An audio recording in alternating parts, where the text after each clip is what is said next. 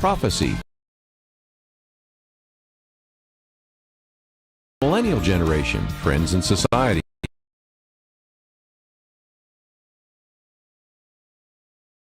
policy, foreign policy, military, pornography,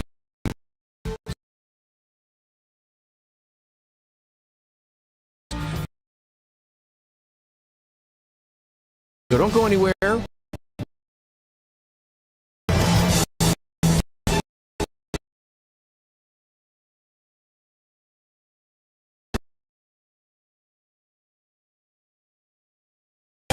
Across America.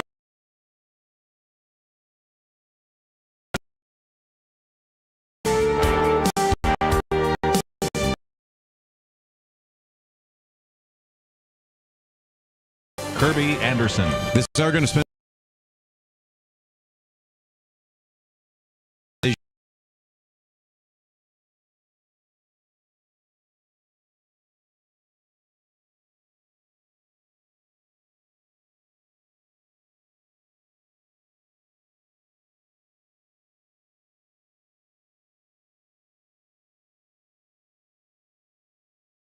Racial division. He was at the University of North Texas, has his PhD from the University of Texas.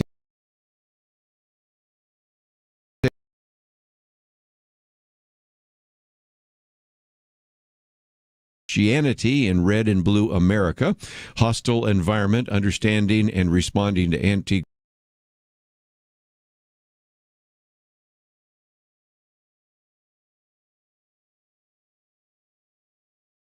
beyond racial division. And Dr. George Yancey, always great to have you on the program.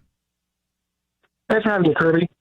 Let's, if we can, maybe go back to one of the famous lines.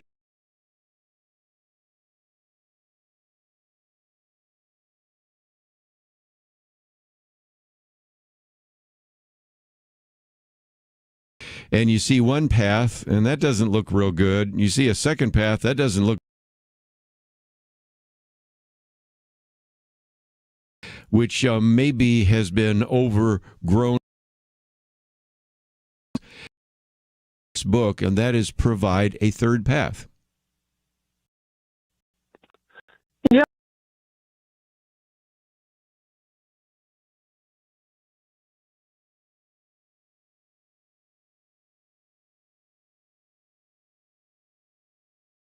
Route with anti-racism.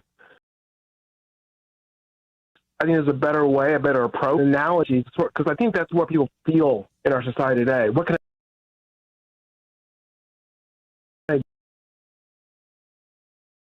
One we've talked about on this program, the shooting of Ahmaud Arbery.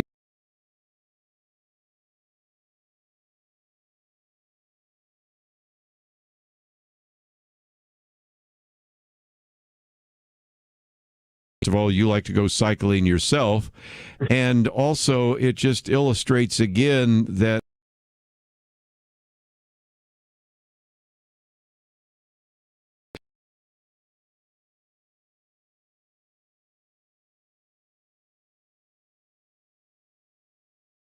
not a person who says race is everything, but race is something. Issues before us, and if we deal with them right, we can it can actually help pull us together. But with the way we've been dealing with them, has actually created more pull.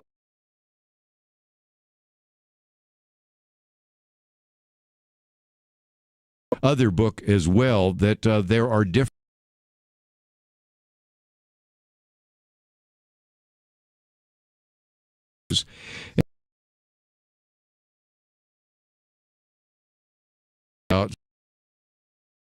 on the table, at least as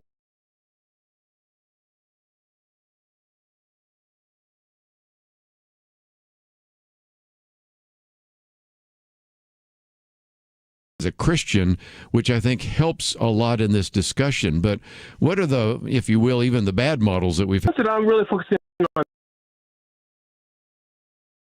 What's happened in our society is really two major models.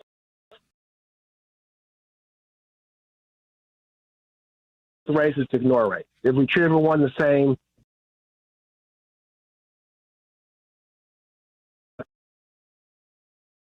And the other one is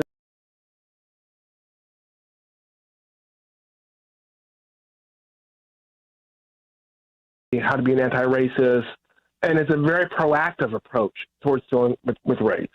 And there's things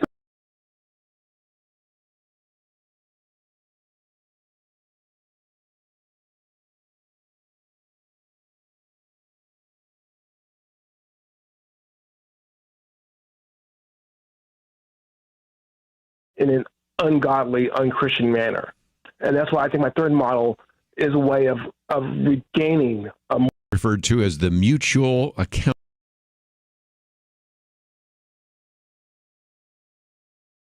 Explain what this. So here's my elevator talk. I was in an elevator. Someone asked what ways in which you can have productive conversations between racial groups so they can solve racial problems. And in a nutshell, that's all it is. Now, it's more complicated than that because how to do that? I mean, there's some really great questions. Can we really do that? How do you do that? How do you set it?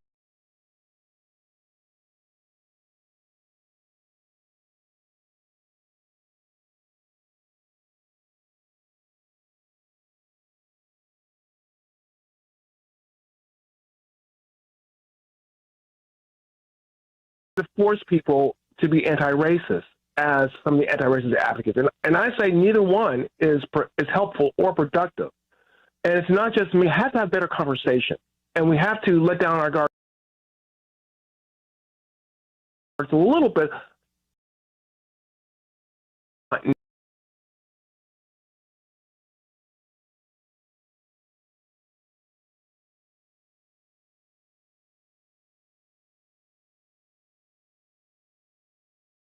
And the rest, and even to take it out of race for just a minute, if you, and that's the old, can't we at least talk about the, and you end up offending some people because you functional family.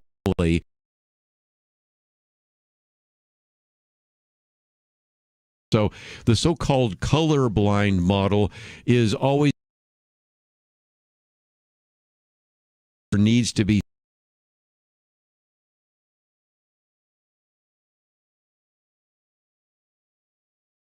that you just delve in some of these books that have come out about feel shame, everybody feels guilty. And you have some people that in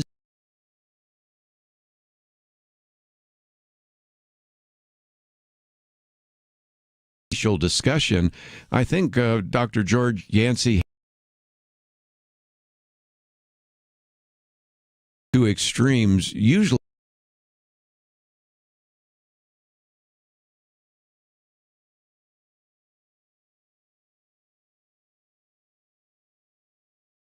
part of what I tell people is, look, when you deal with differences or conflicts in your life, you usually don't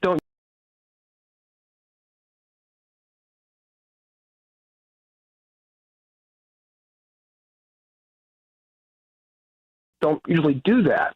So if we can do that, and we know we should be doing that in other areas of our lives, why have we not done that on racial issues? And that's one of the questions. We deal with relationships in other areas when it comes to racial issues. Let's take a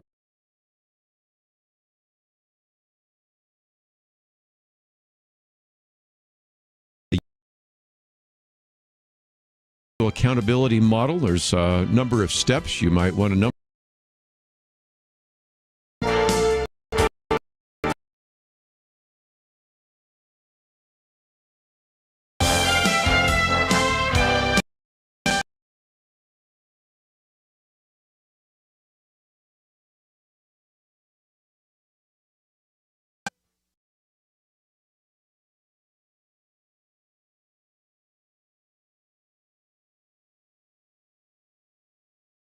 Schoolwork during the pandemic because school districts implemented social emotional learning. It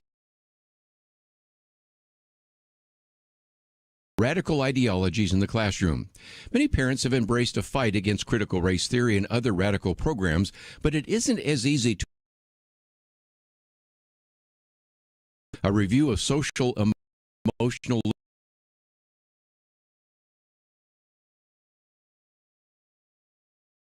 material. They argue that mental health language is being used to advance ideas about race, gender, and sexuality, even when the material isn't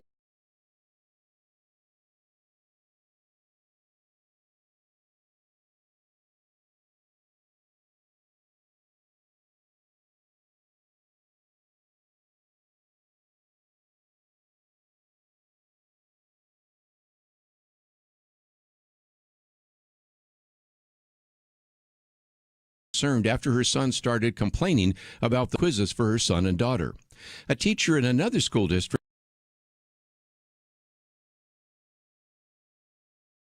for a year. And even when a class did focus on mathematics, the first half of the class was often devoted to a topic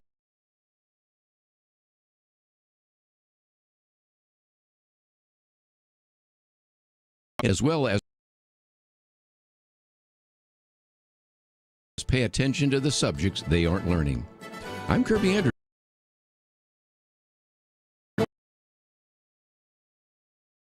Kirby's booklet, A Biblical View on Inflation, go to viewpoints.info/.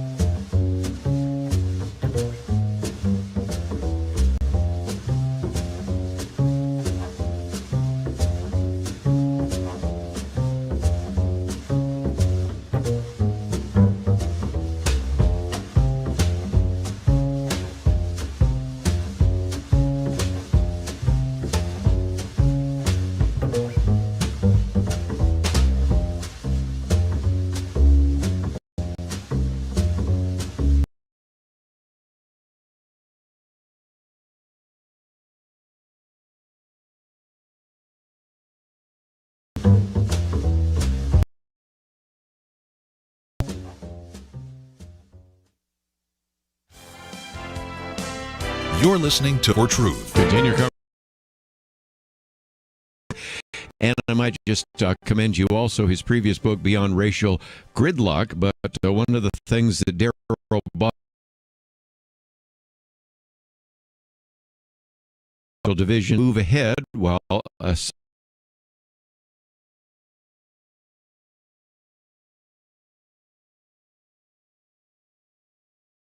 book on issues tied to race, mutual accountability model. This generally, but I thought we'd get into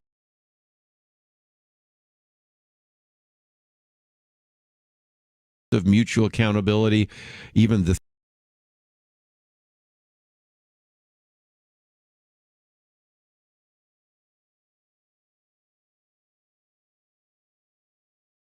detail, and even list kind of some steps that you would take to actually achieve that. Can you help us out?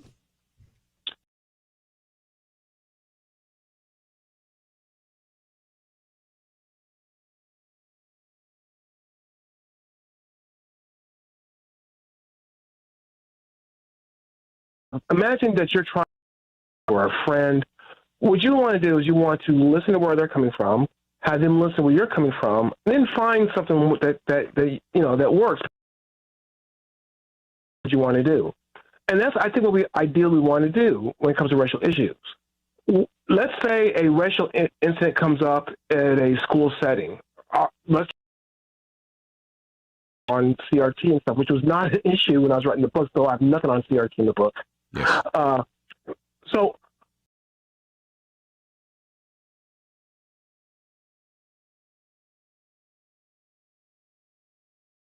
I want to put in controversial. Some of the parents who have concerns, and can we find light and still meet the concerns of the parents? I think we could if we work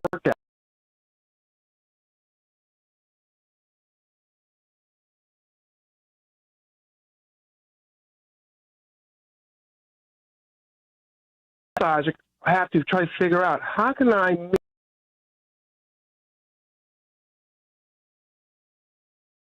there is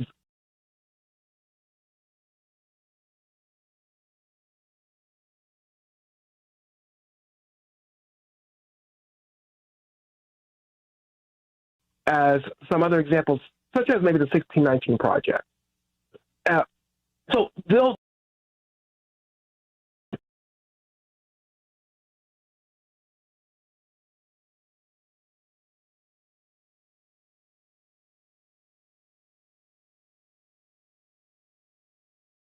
you, can we, which instead of win-lose solution. This is one example. I also feel good about how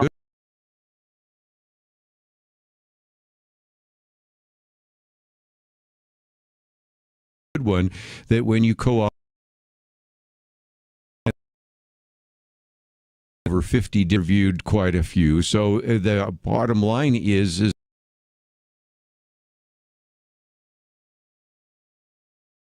and that James 1:19 talks about the fact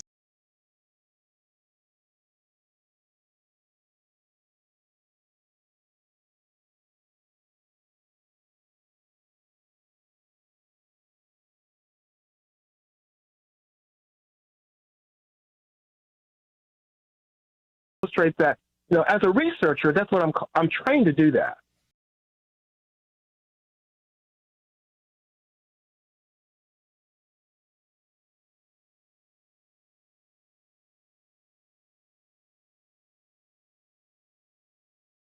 Within their terms, so they say, yes, you understand where I'm coming from. And learn how to do that, even when we don't agree with the other person, is a valuable skill.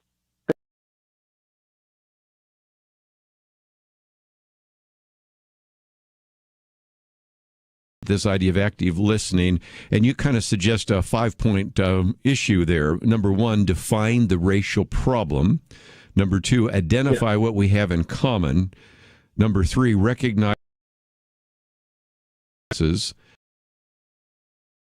answer the concern. Number five, find a compromise solution that works best for all. That just came out recently by Jonathan Haidt in American Minds. This has gone from bad to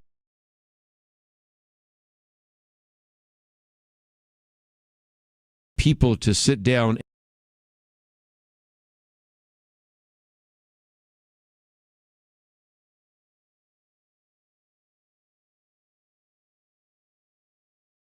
on a 21st.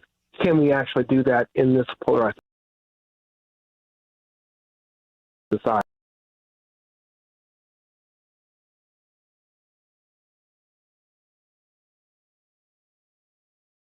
Values to a certain extent, that some of the values that we have not worked out well for us when it concerns dealing with racial issues.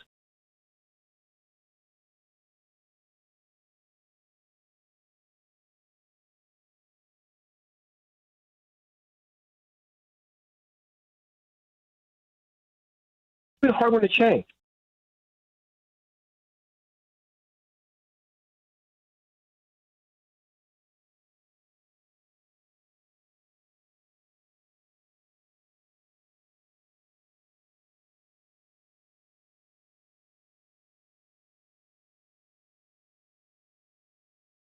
Let's say you win.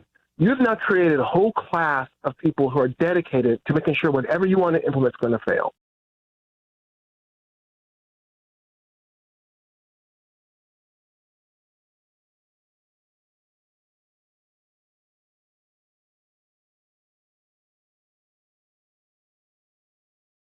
Ideally, what you have, can we start valuing that instead of win-lose situation?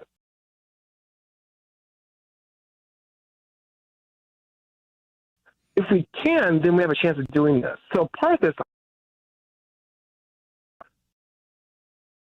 Before we get to some of the basis for mutual accountability logical. You have the reality of institutional discrimination, whether you want to call it systemic racism, institutional discrimination, or the rest. That is a issue that you felt needed to be put on the table. So again, help us understand how to look.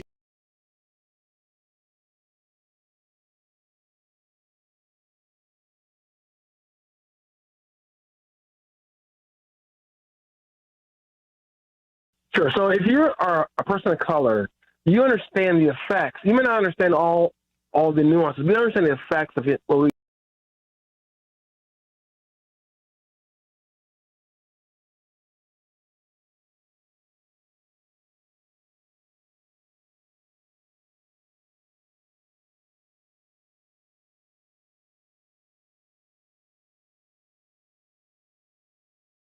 So you for the drug law black.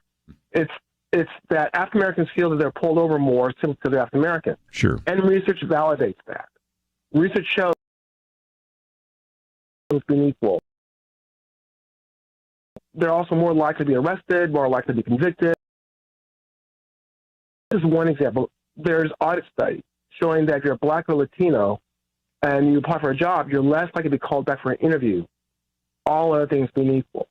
So, we can look at the historical effects of things such as residential segregation or our criminal justice system. All these effects are out there.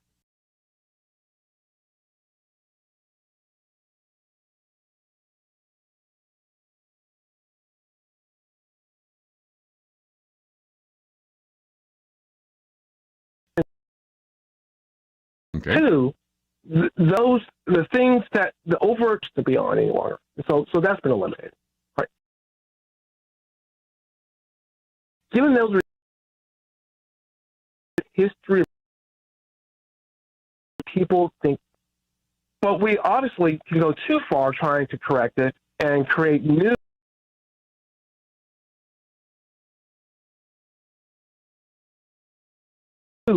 atrocities and new oppression. Say ignore it. Other groups say no, we want our piece of the pie now, and we're going to do whatever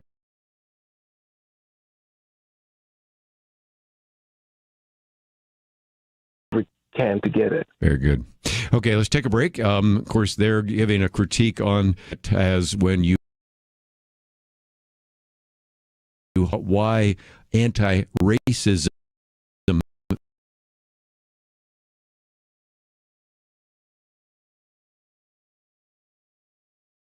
his IVP book right after this.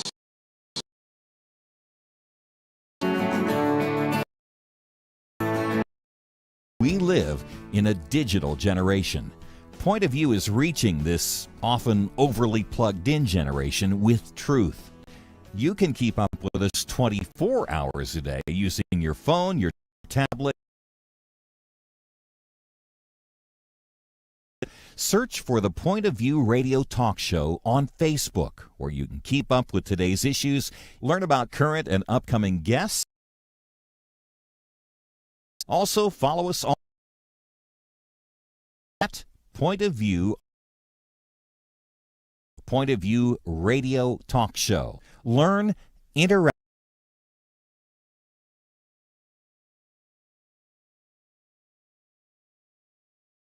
Increase our reach by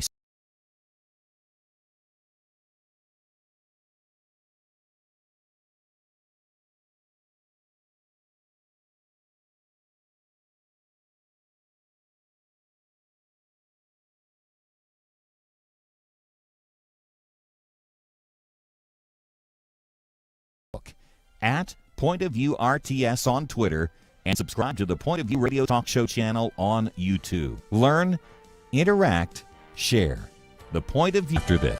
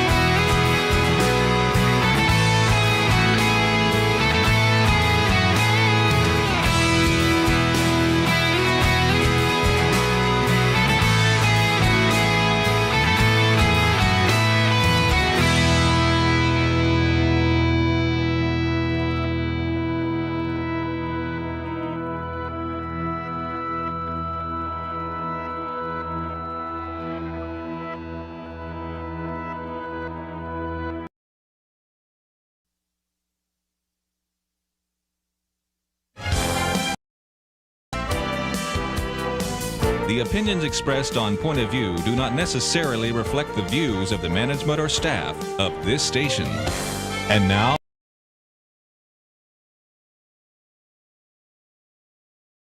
book is entitled Beyond Racial Division, which really builds on the work that he did in the previous book, Beyond Racial Gridlock. Interested in both.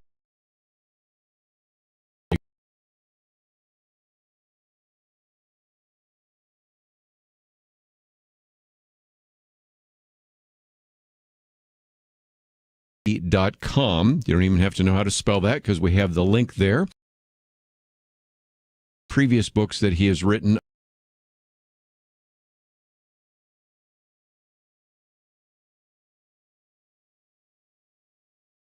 There are some opportunities for you to either hear him come and speak or for you maybe even to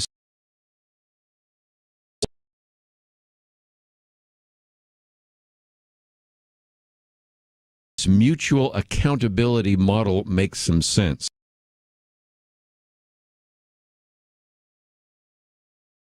With color blind.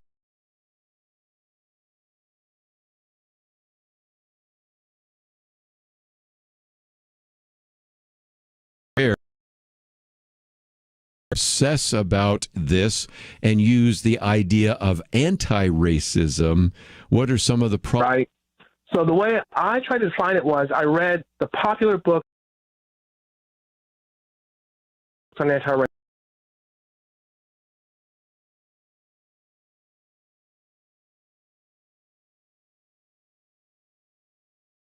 Very high on Amazon and New York Times bestseller list and all that sort of stuff. I looked for themes, and there was no counter to that theme. And so I settled on three themes. One theme is that racism is multifaceted, so it's not just about individuals, it's about institutions. We can't just sit back and let it happen. We got to try to tackle it. Now, both of those points are points I actually agree with. Problem. They disagree with me, and my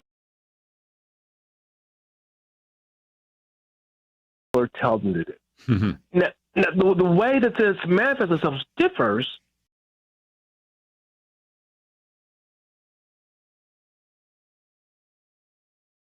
And just take my face value. I think that's the sense that you get.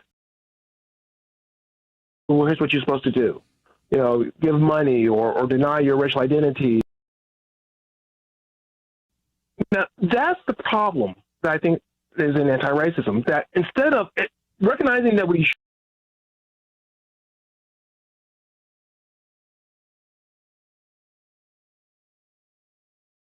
you white people, here's what you all need to do. And that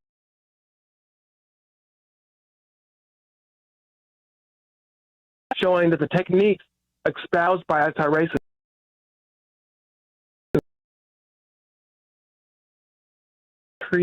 creates more hostility towards underprivileged whites. Yes. There's the one famous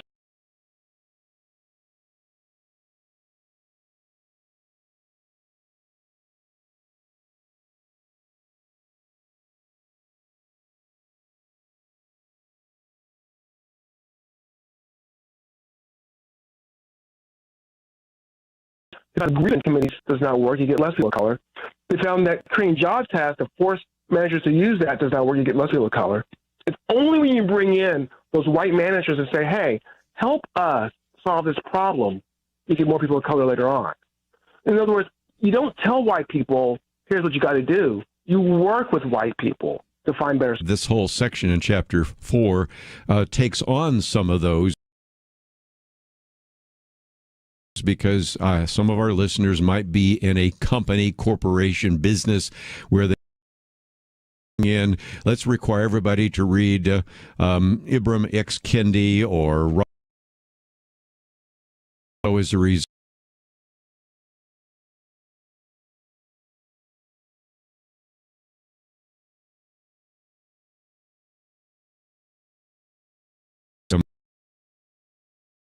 A lot of that doesn't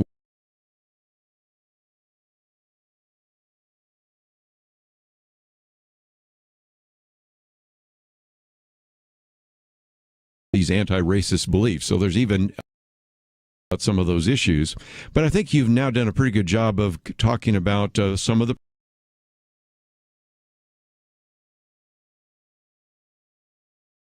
the empirical basis of this idea of mutual accountability, and then because you're a Christian, some of the theological ideas behind it, because in some respects this fits very well with the principles in the scriptures. But help us out with the...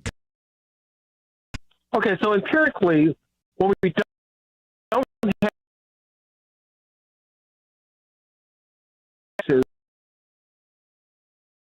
is direct tests on collaborative conversations and racial attitudes. So we don't have that. What we do have is we have a lot of data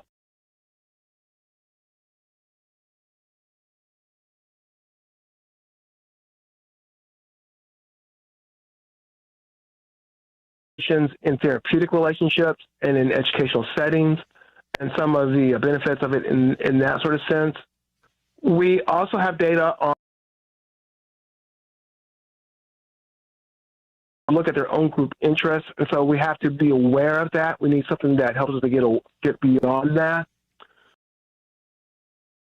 The direct data yet, and I am working towards working on that. We know, and here's something else that we have. We know when it comes to persuading people that shaming them and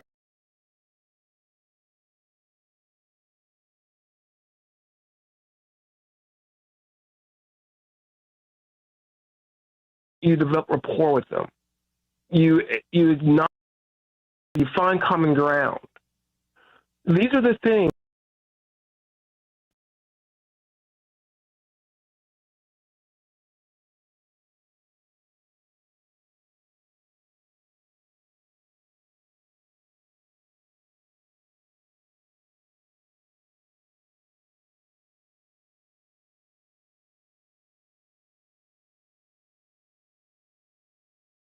that direct findings as of yet, but I think that we will in a few years. But we have every reason to believe that this is going to be more effective once we learn how to do it than something like anti-racism.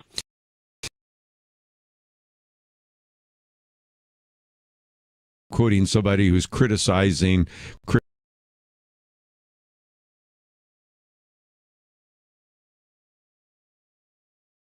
Or are you just trying to condemn me? Are you really trying to find a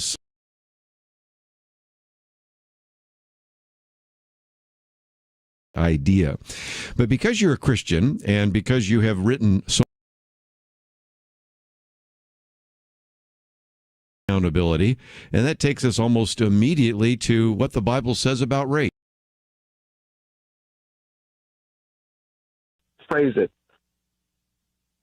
I think one of the fundamental differences between, say, Christianity and the more the nature of human. Are we perfectible? If you look at the rise of the Enlightenment movement, and this goes on even today into more modern humanist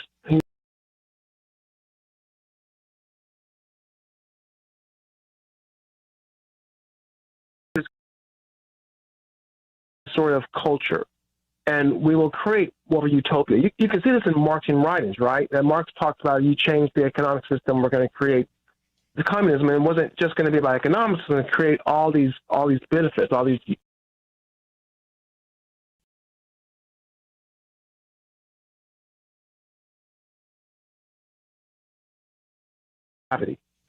That we are not perfectible. That doesn't mean that everything we do is wrong or bad or evil.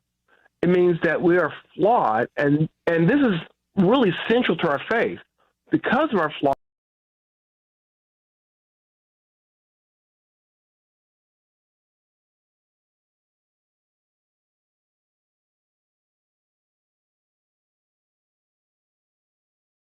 I can create a system that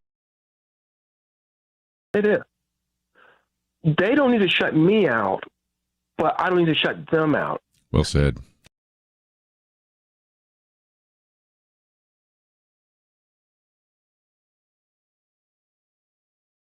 This is so, and I would say that both colorblindness and anti-racism get this wrong. co-managers do this too. They say, you need to do what we do, and then we'll solve the problem. What I'm saying is we need to have a conversation together to solve the problem. I need to hear you out. It's not a guarantee that we'll figure it all out, but it's a lot better than having one group dictate to all the other groups what we should do. So for me, this is a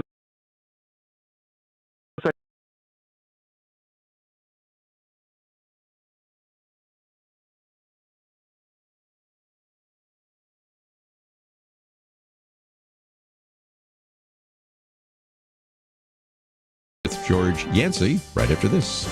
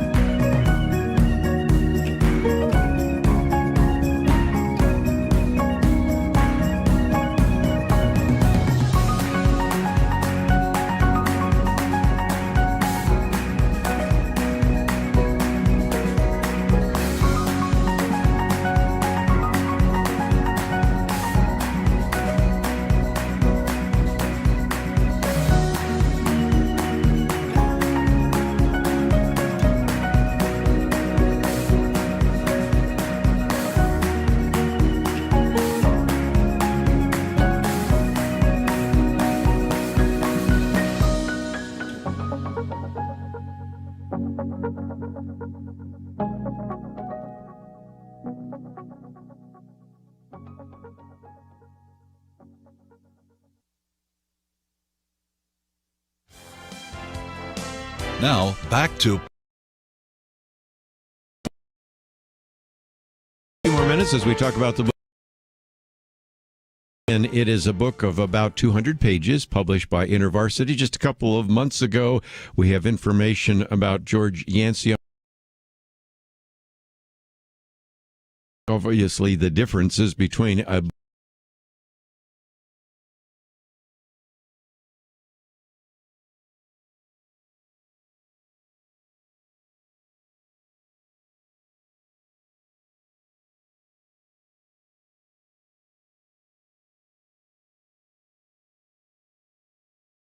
sociologist, but as a Christian, that inspired me to look in this direction.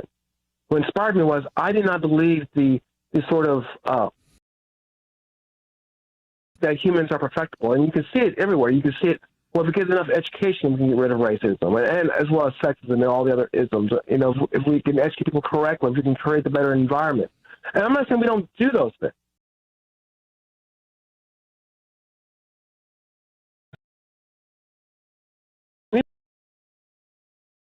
people saying that they're less schools or live in integrated neighborhoods. So Very true. education Yes. may not really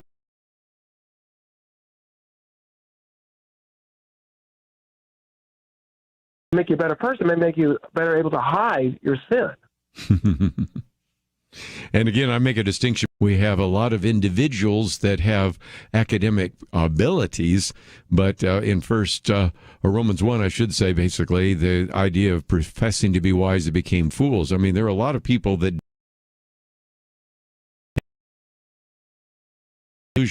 maybe a better self-reflection on who we are is the case, which is why so many times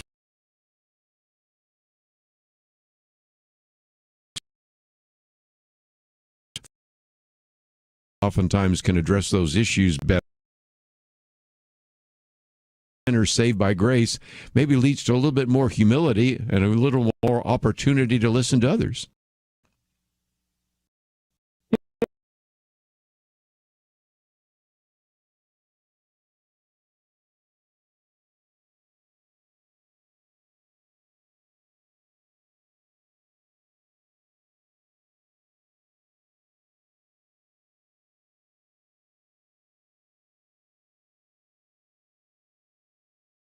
We're going to replicate society, either go colorblindness because we're more proud of us as well as others, then yeah, why should the world listen to us? We're just like they are.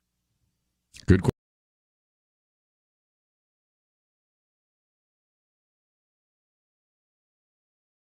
question. Commitment. So we need to be committed to seeking out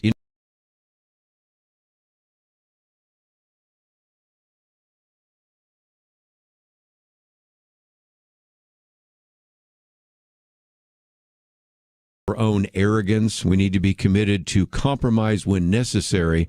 And a lot of those are, again, sometimes that may seem, if we live biblical lives and are following biblical admonitions and really trying to walk,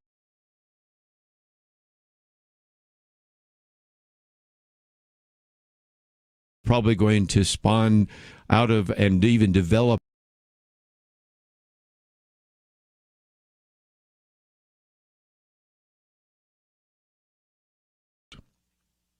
If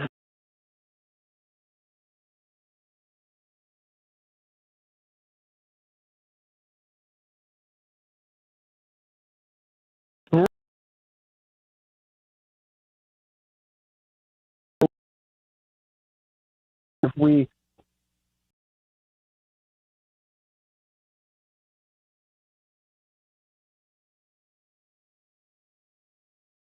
can't do that, we because they feel obligated. They'll come to church if we offer them something.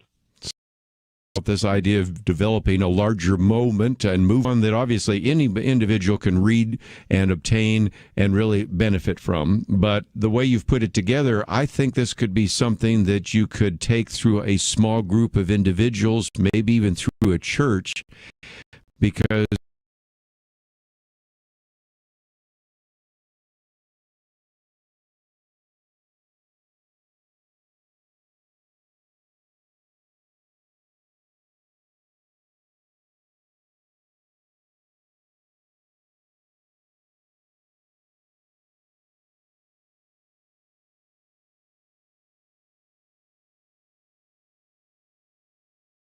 I don't think we want to head in this direction.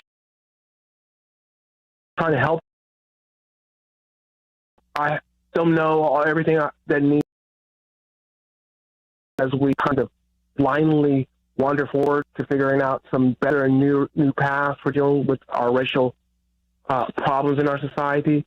So I'm hopeful that we Christians start getting, or I think as leaders of it, if we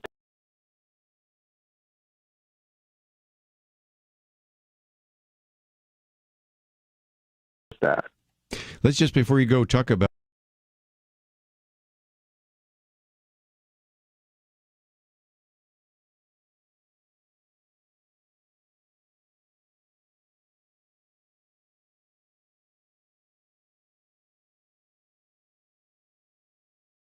is really kind of the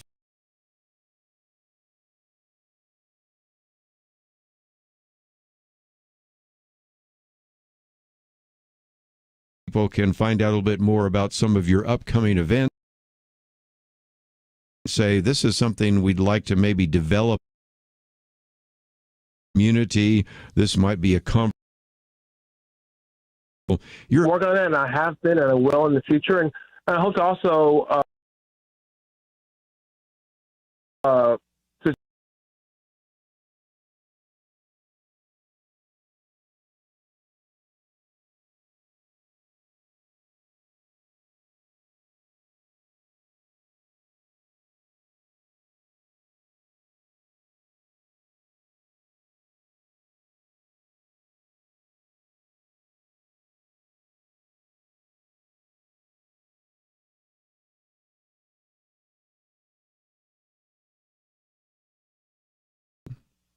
thank you and blessings.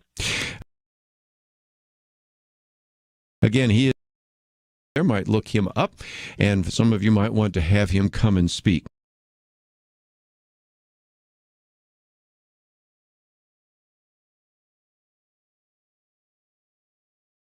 Might sound familiar to some of you because you might remember when she took a real stand on this issue of infanticide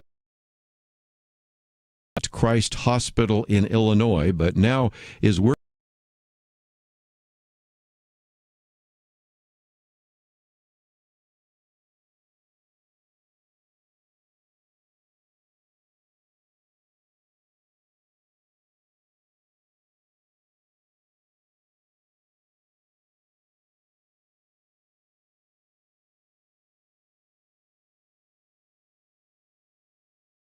This idea of critical race theory could be taught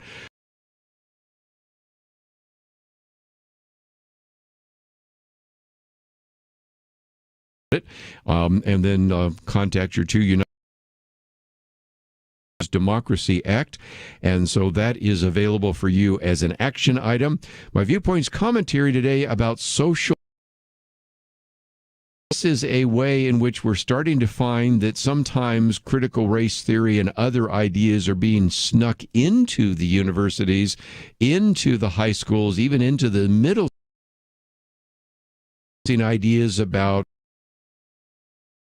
race and all the rest to really provide and really begin to propaganda some of these progressive issues that you may want to read about or even take action. We need to take a break. When we come back, we'll talk with our good friend.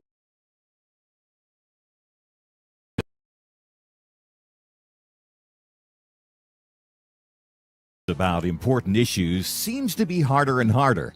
Various media outlets tell people what they should believe, why they should be outraged. Difficult.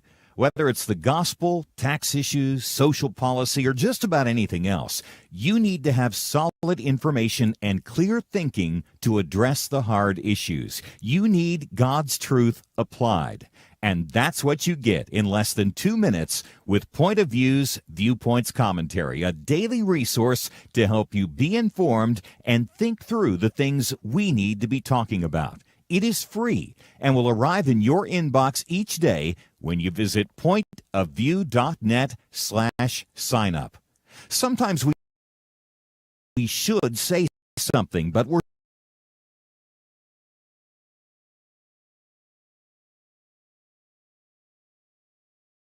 commentary can help you break the silence and change the narrative. It can make you a more equipped agent for truth. Get your free subscription to the Viewpoints Commentary at pointofview.net/signup. Pointofview.net/signup. Point of View will continue after this.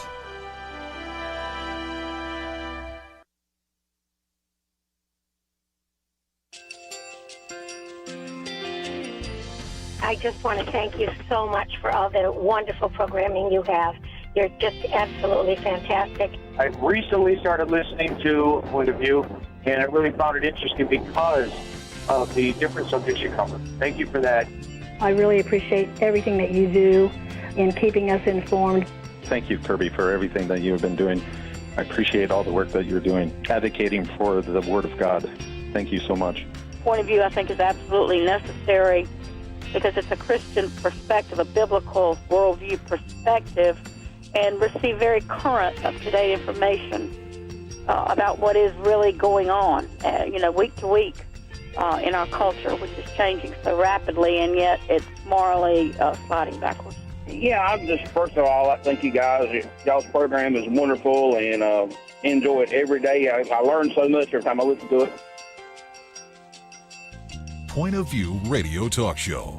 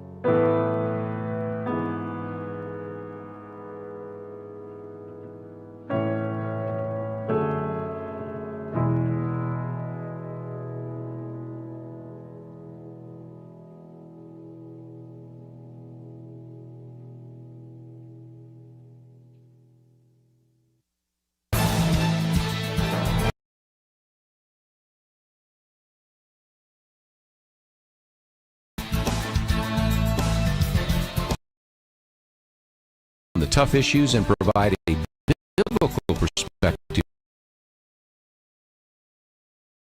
Prophecy, creation and evolution, intelligence in society, politics, public policy, foreign policy, pornography, sexual ethics,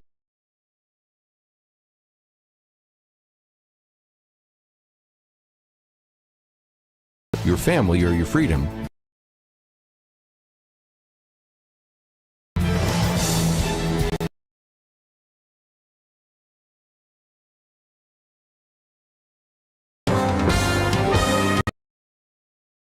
This is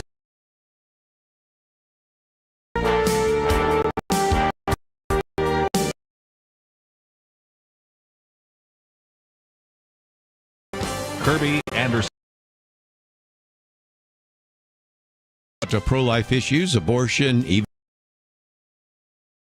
life assistance, and much more.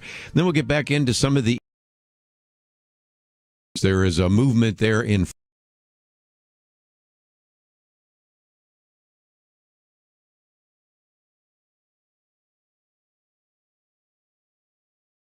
that surfacing. Of course, we'll continue watching what's going on with this idea of the libs of TikTok and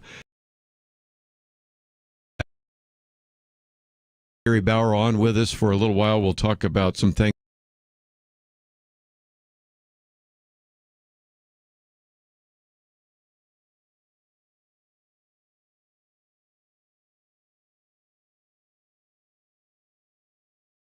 More detail, so certainly we'll cover all of that.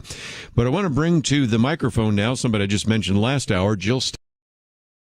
In fact, when we ran into her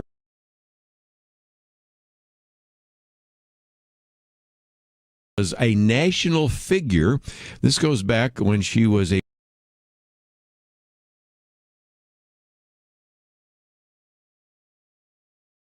discovery, which Marlon Maddox covered with her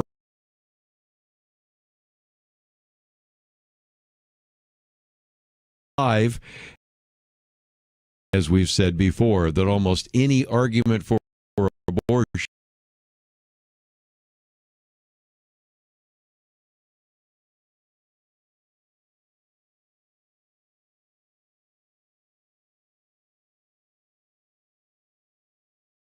the movement. Well, I thought you'd like an update because this is a great update because she joined with the Susan B. Anthony List organization. Of course, we've interviewed many times before, is the community outreach director for the Susan B. Anthony List plan, and that stands for Pregnancy and Life Assistance Network. And really, it's an organization that is put together to help states, first of all, help mothers and babies in what we're going to call the post-Roe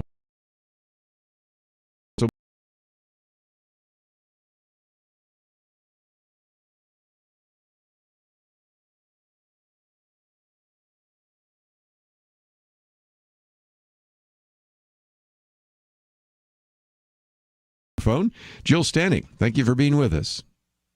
Hi, Kirby. Years we've said that we have as many reporters as we have listeners because you are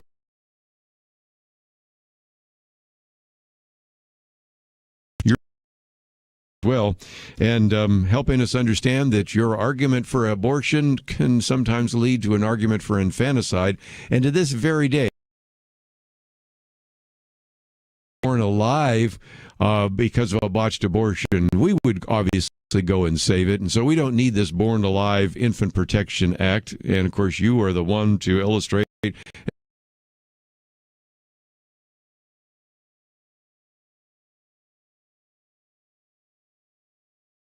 Recap. I was a nurse at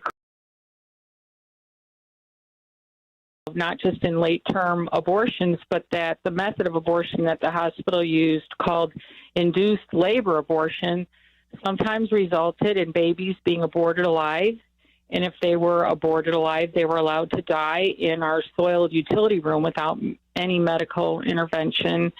And had Down syndrome, 21 and a half weeks old, and held him for 45 minutes until he passed away. And that was a life-changing event, and eventually compelled me to stop. And Point of View was just so helpful in thank you enough.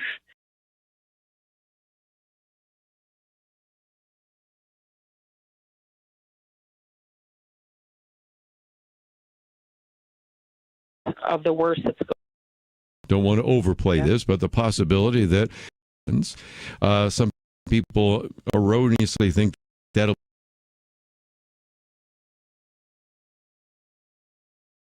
that I think underscores why the plan program that you have, plan to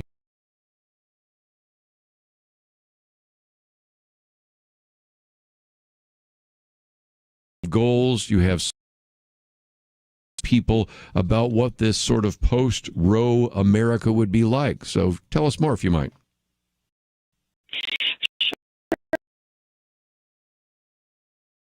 Before may in fact overturn Roe v. Wade based on a court case. Mississippi outlawed abortion after 15 weeks, which strikes directly at the heart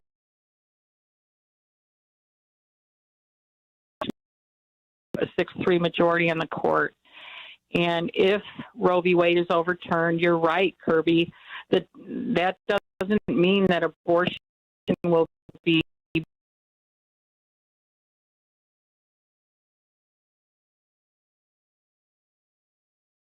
will go back in the District of Columbia. And right now, 22 states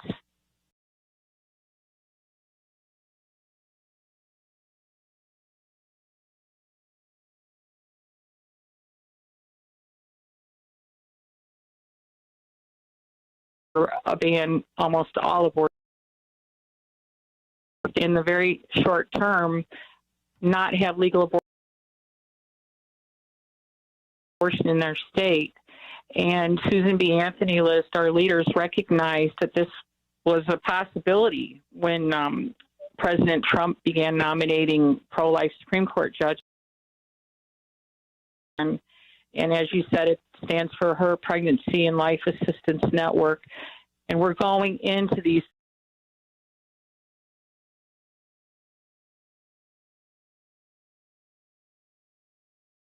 reasons that pregnant moms cite for procuring abortions. There's 7 basic reasons. And so we have 7 basic categories of care and 25 sub to address any situation that a pregnant mom. And what that means is we are now enforcing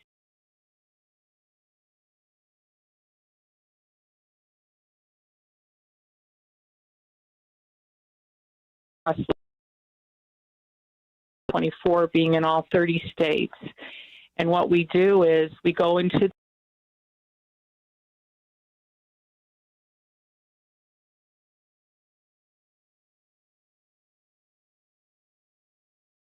all of these categories and make sure that their licenses and insurance.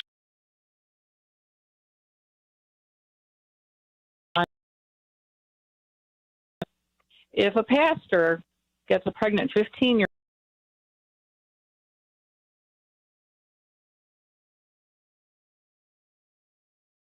abortion, and help for her immediately.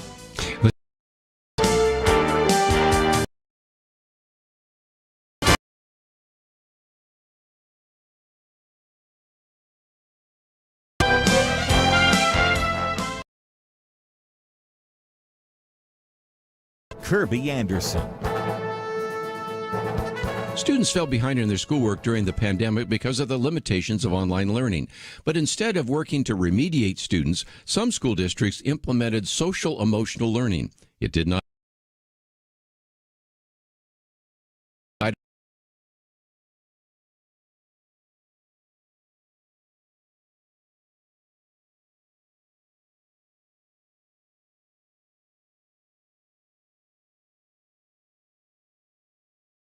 But it isn't as easy to identify the threats coming from programs that are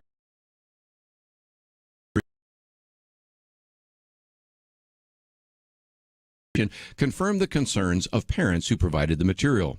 They argue that mental health language is being used to advance ideas about race, gender, and sexuality, even when the material is. Are asking why teachers are taking valuable class time away from important subjects. Tracy asked, "Where is the algebra?" Became concerned after her son started complaining. Learning the quizzes for her.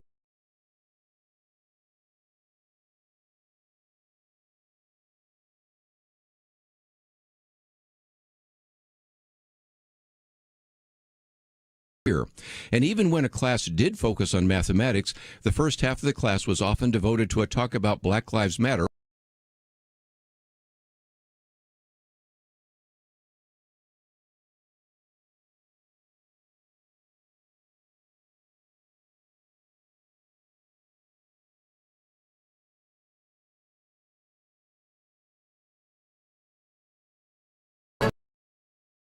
For a free copy of Kirby's booklet, A Biblical View on Inflation, go to viewpoints.info/inflation. That's viewpoints.info/inflation.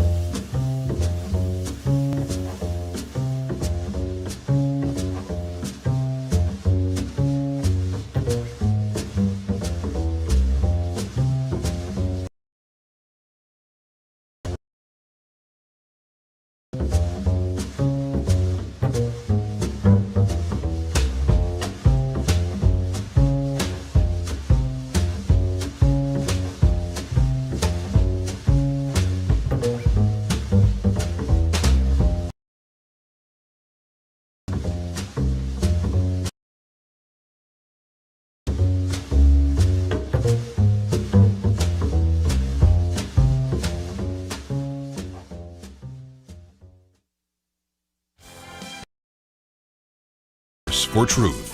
Continue your conversation with Jill Stanek. Again, such a great organization.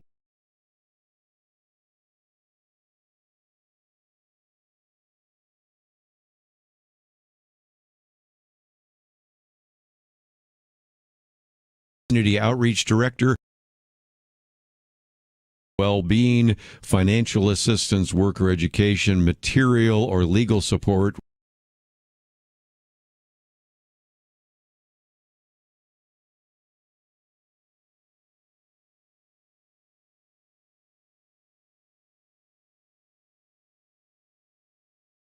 States, Georgia, Mississippi, Virginia, West Virginia. I believe we're in all those states. You have a couple of other states where we broadcast. Missouri, Texas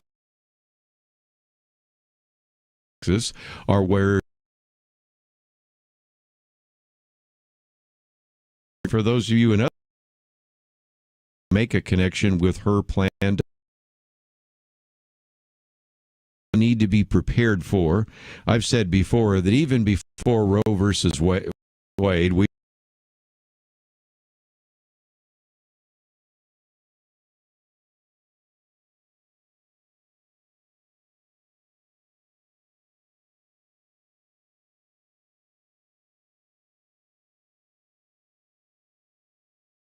were caught off guard by the 19.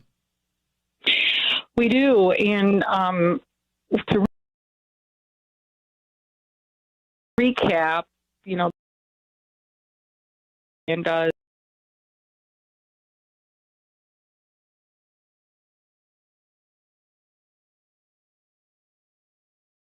have addresses on what you just talked about, Kirby, and that is people getting ready, the church getting ready, and that is my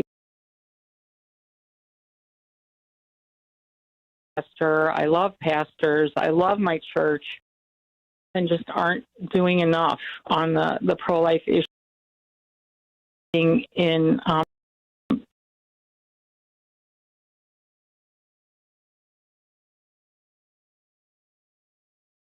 what her plan is concerned about is making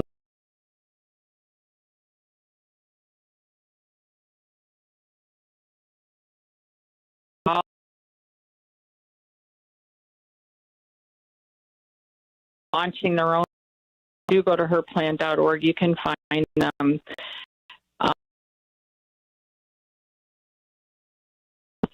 And in those guides, hard, serious way work.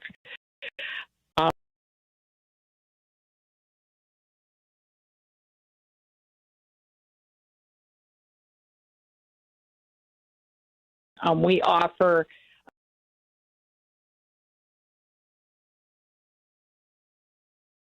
in each of these categories, and then opportunities to educate.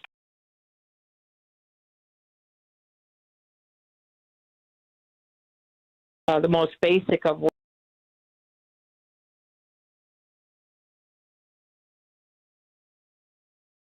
pastors. Right. All of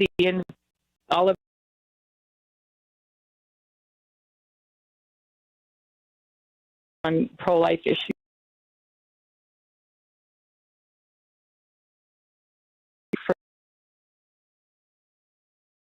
Pastor, you need to click on in the crucial link.